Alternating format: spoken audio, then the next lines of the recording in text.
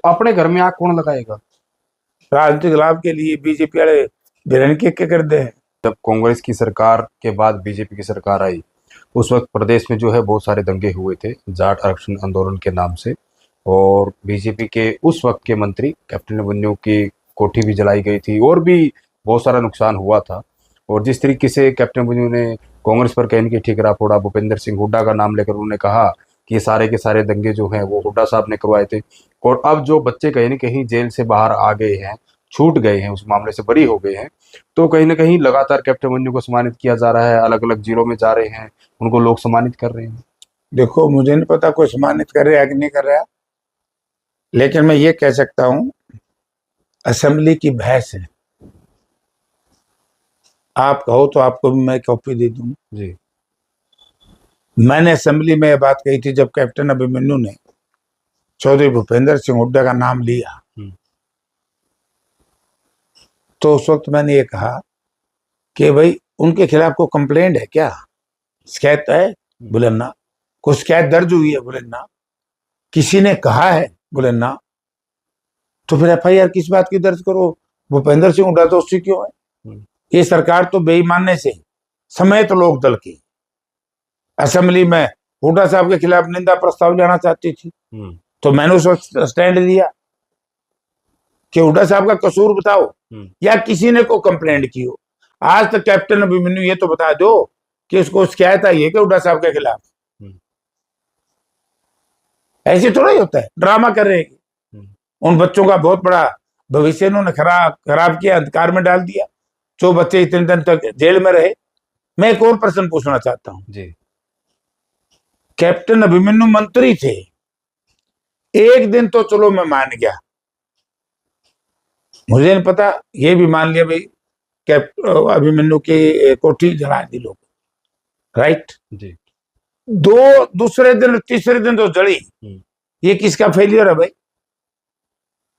मंत्री की या आम आदमी की संपत्ति की सुरक्षा करना क्या सरकार की जिम्मेवारी नहीं है? सरकार की जिम्मेदारी। फिर सरकार फेल है। गाड़ी दो अभिमन्यु अपनी सरकार को, वो गाड़ी दे रहे हैं चौधरी भूपेंद्र सिंह हुड्डा को, यानी कि आप सरकार का दोष मान रहे सारा का सारा। 100%। और सरकार में अभिमन्यु है, ये कलेक्टिव रिस्पॉन्सिबिलिटी है। कहीं ऐसा तो नहीं कि इसमें ठगी हो रही हो, ये भी राजनीतिक लाभ लेने के लिए हुआ सारा ड्रामा, टोटल ड्रामा था।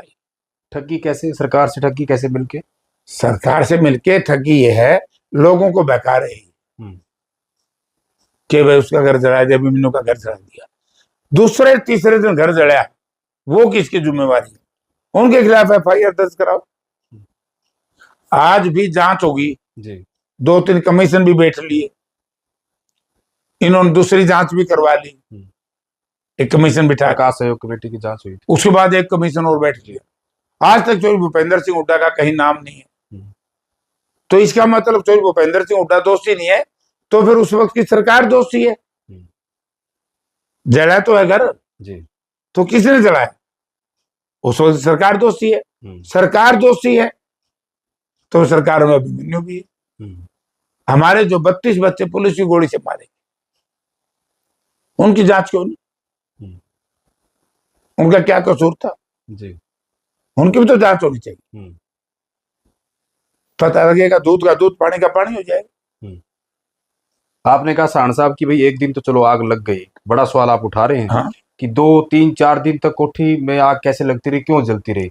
जबकि वहां तो बड़ा कह रहे हैं कि परिवार के लोग बड़ी मुश्किल से बचे हैं, और बेरहमी से जिस तरीके से सिलेंडर ब्लास्ट किए गए, बहुत सारी ऐसी वीडियो जो है उस वक्त के लोग ही आकर बता रहे हैं। तो मतलब इसमें आप मतलब बड़ी ये चीज बता रहे हैं कि उसके बाद भी आग लगती रही। हाँ, तो फिर आग लगती रही, कौन दोषी है? प्रशासन क्या करता रहा, सरकार क्या करती रही? और सरकार का हिस्सा खुद अभिमन्यु था। तो आंदोलनकारियों ने आग लगाई होगी ना? मैं नहीं मानता। आंदोलनकारी कैसे लगाएंगे आग जब इतना पुलिस का पहरा था? यही चीज है, इसीलिए निष्पक्ष जांच से मैंने पार्लियामेंट असेंबली में कहा था, मैं एमएलए था जी, कि इसकी जांच सुप्रीम कोर्ट के सीटिंग जज से करा। तो अपने घर में आग कौन लगाएगा? राजनीतिक लाभ के लिए बीजेपी वाले भिरण के कर दे। आप पिछला इतिहास देखो, मतलब कैप्टन अभिमन्यु ने पहले दिन की बजाय पिछला अगले दूसरे तीसरे दिन पिछला खुद अपनी कोठी को जलवाया। मैं इतना ही कहूंगा, बीजेपी का पिछला इतिहास देख लो बस। उनको तो बकायदा मुआवजा भी मिला और लोगों को मुआवजा मिला, उसको लेकर भी सवाल खड़े किए गए। तो मुआवजा कितना मिला कितना नहीं, मैं इस चक्कर में नहीं पड़ता। इस चक्कर में पड़े पूछेगी इनसे सवाल लो। उस वक्त सामान की भी काफी लूटपाट हुई थी, काफी सामान चोरी किया गया था और वो भी तो उसके पकड़ा गया था काफी सामान। तो बीजेपी का एमएलए था ना, क्या एमएलए थे या मंत्री थे? ना एमएलए था मुनीष ग्रोवर। मंत्री थे वो ना एमएलए थे उस वक्त मनीष मतलब ग्रोवर। पूर्व मंत्री है मतलब। हाँ पूर्व मंत्री है। मनीष ग्रोवर के कोठी में बरामद हुआ था, काफी बरामद भी हुआ। लेकिन मैं ये कहना चाहता हूँ, इसके तार मतलब कैसे जोड़े आपने कि कैप्टन अभिमन्यु की कोठी से कोई सामान चोरी होता है या अन्य जगहों से सामान चोरी होता है, मतलब बीजेपी के नेताओं से सामान चोरी होकर बीजेपी नेता के घर चला गया? मन ने थोड़े तार जोड़े, तार बरामद हुआ है तो कनेक्शन तो हो गया ना। फिर कनेक्शन मैंने थोड़ा इस जोड़ा है। कमरे से चीज कोई चोरी होगी दूसरे कमरे में मिल मैं रही यही है। कह रहा हूँ कि सारे दंगों के पीछे भाजपा की सरकार का हाथ था जी, और कांग्रेस को बीजेपी, कांग्रेस का कोई कसूर नहीं।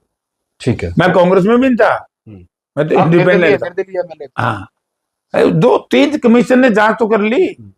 बकायदा आपकी बहस भी हुई थी विधानसभा में कैप्टन अभिमन्यु के साथ, आप हाँ, अपने दिल्ली विधायक थे। मैं तो दे दूंगा लिख के, अभी गाड़ी में पड़ी है, अभी अभी देता हूँ आपको जी, प्रोसीडिंग, देख लो उसमें क्या है। हम्म, ये तो नहीं कहते नार्को टैक्स करवाएंगे तो भूपेंद्र सिंह हुड्डा कर जयप्रकाश जमा कराओ, हमारा तो आज तक को कराना आया नहीं। मैं तो हाँ पर ली थी, कराओ। अगर मैं झूठ बोल रहा हूँ, अभिमन्यु ने कहा था, मैं भी दूंगा अपने, जी, मेरे पास ये रखी है। नार्को टैक्स मेरे आज तक तो कराए। यानी कि आप जो कुछ कह रहे हैं उसके लिए जिम्मेदारी से तैयार हैं आप? हाँ, वो तो असेंबली में कह दिया था उस वक्त, वो तो रिकॉर्ड होता है सारा। वो तो रिकॉर्ड होता है।